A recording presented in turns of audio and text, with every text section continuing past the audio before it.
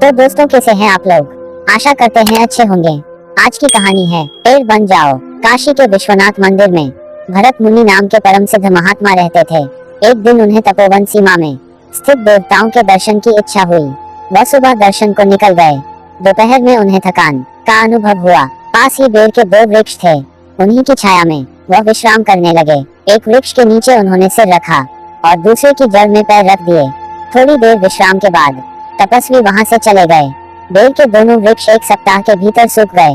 सूखने के बाद दोनों वृक्षों ने एक ब्राह्मण के घर 2 कन्याओं के रूप में जन्म लिया। जन्म के कुछ वर्ष बाद भरतमुनि ब्राह्मण के घर के सामने से गुजर रहे थे।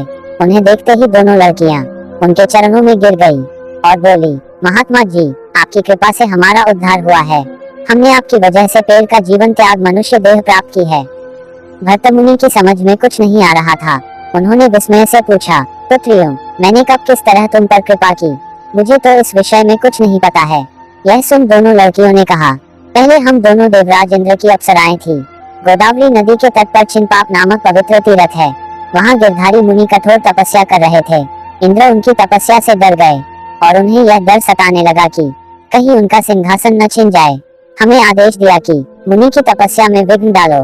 बस हम दोनों वहाँ जाकर नृत्य करने लगी। इससे मुनि का ध्यान भंग हो गया। वह क्रोधित हो उठे। उन्होंने श्राप दिया कि तुम दोनों पेड़ बन जाओ। इस पर हमने उनके पैर पकड़ लिए और क्षमा मांगने लगी। महात्मा जी का हृदय पसीज गया। उन्होंने कहा, मैं तुम्हें श्राप मुक्ति का रास्ता बता सकता हूँ। उन्होंने बताया कि श्राप भरतमुनि के आने तक ही रहेगा। उसके बाद तुम नारी के रूप में जन्म लोगी और बाद में देवलोक जा सकोगे। लड़कियों की बात सुनकर भरतमुनि ने उन्हें आशीर्वाद दिया और अपनी राह चले गए।